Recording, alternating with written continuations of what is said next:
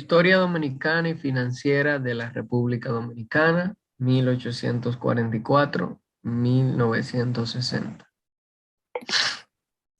Bien.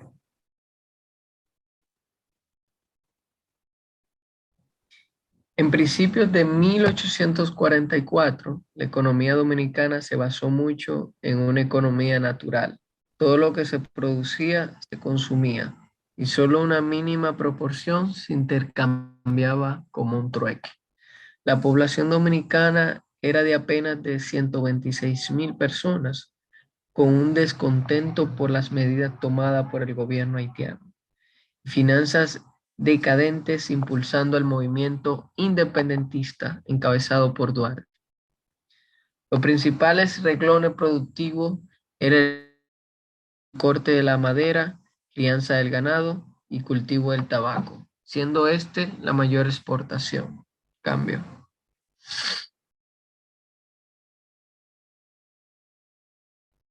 Principales renglones productivos. Los principales renglones productivos fueron el corte de la madera preciosa, crianza del ganado vacuno y el cultivo del tabaco, siendo exportado pero con un numeroso abusos de parte del mercado internacional en aranceles e impuestos. Fueron 12 años de campañas militares dominico-haitianas. El Ejército Soberano Nacional ha sido recientemente creado, siendo un buen porcentaje de todos aquellos trabajadores reclutados por la defensa, creando así propietarios y empleados, eliminándolo. Cabe destacar que la principal afectada fue la región fronteriza, siendo el plano principal de la batalla, donde miles de trabajadores dejaron esas tierras y el ganado fue retirado por las condiciones que se presentaron durante todos esos años, llevando un retraso en el desarrollo de un país recientemente liberado, sin estructura económica con base alguna, y fue tanto el retraso por las limitaciones que se hizo que impulsó, creo, fue casi imposible crear una red nacional de comercio. Era tan atrasada la economía del momento que apenas se encontraban 25 patentes en el país. Siendo este un modelo inicial antiguo del capitalismo, fueron dentro de 12 años de lucha. Para ser más exactos, fue entre 1844 y 1856 que la economía dominicana estuvo sumamente atrasada y limitada. Crisis económica de 1857. Durante aquel entonces, el actual presidente de la República Dominicana, conocido como Báez, llevó a cabo una estafa que tendría una repercusión a gran escala en el sector económico del país. Entra en el poder luego de llegar a un acuerdo con Regla Mota, que renuncia durante una crisis económica. Durante este gobierno sucedió una gran estafa a los productores de tabaco del país, siendo la principal fuente de exportación de la República Dominicana. Prometió pagar 20 millones de pesos de la época que fueron emitidos sin sustento legal y luego de abarcar toda la producción tabacalera, vendió al mercado internacional con la abundancia del papel moneda sin respaldo. Hubo una devaluación de 1000%, llevando a la bancarrota a los tabaqueros, junto a una crisis económica agravada. Es entonces cuando inicia la revolución que ya conocemos de 1857, estableciendo así un gobierno paralelo con sede en Santiago, en específico Valverde. Báez vendió toda clase de propiedades del Estado, desde tierras y edificios, buques de guerra y hasta hipotecó el palacio del gobierno. Cambio. Década de 1860. Las actividades productivas más importantes fueron el corte de la madera, crianza del ganado vacuno y el cultivo del tabaco. La inmoralidad e injusticia de parte de empresarios extranjeros. Esto se basó en el ámbito administrativo de la aparente estatal. El gobierno español procedió a la creación de un abultado tren burocrático, nombrando en los puestos de dirección a una cantidad exagerada de personas provenientes de España, además de una nómina superalta por un país en crisis.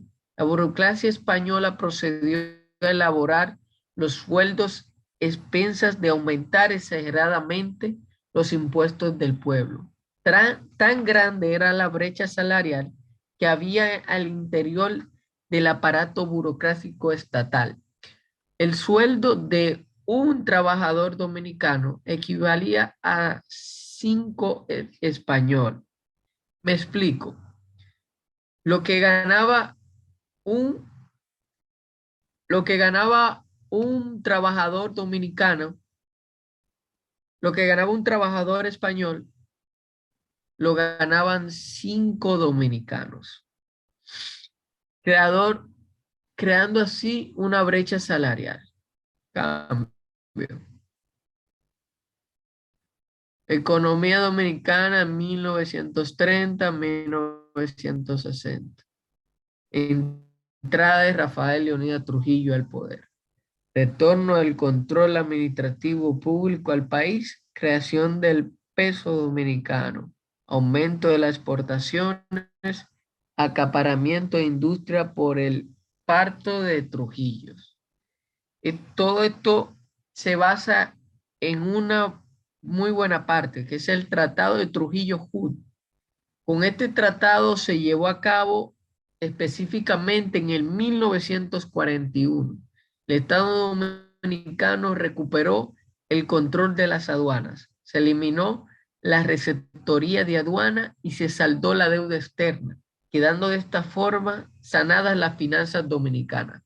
Cabe destacar que fue la única vez que se pudo saldar la deuda externa del país. Crecimiento del PIB.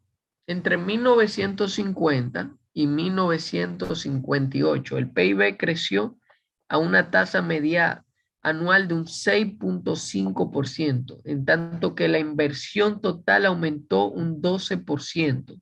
La inversión privada registró un crecimiento de un 14%, la pública de un 10% y las exportaciones de un 5.4%.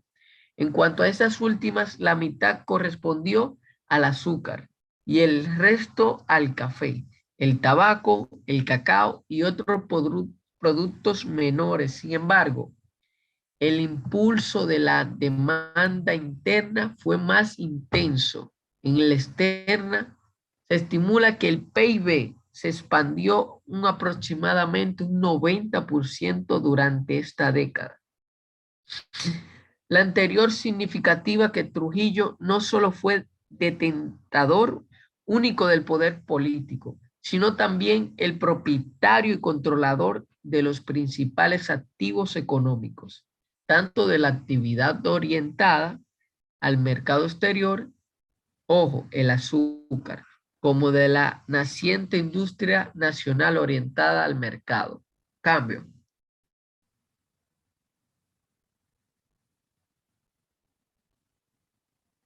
Planteamiento del problema. Aquí me voy a referir a un solo problema, que fue la fuente de ingreso que se pudo haber tomado en vez de estafar a los tabacaleros.